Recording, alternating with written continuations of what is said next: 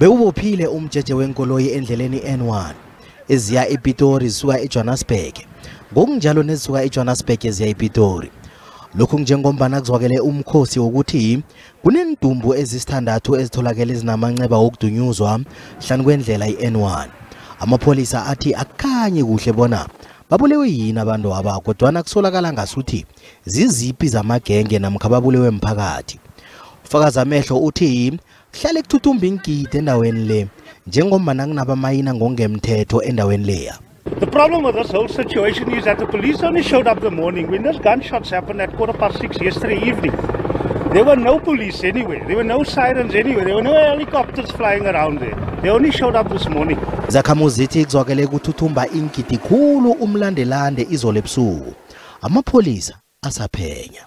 We do not know what the motive is. The bodies are confirmed to have gunshot wounds, but we will be investigating cases of murder, 6 counts of murder, and then the motive will be determined. But we can say that with information that we have received, that these people that have died are confirmed to be, are suspected to be zamazamas. Nasize moyeni bengakaziwa bona ngebakusobani abongazimbi.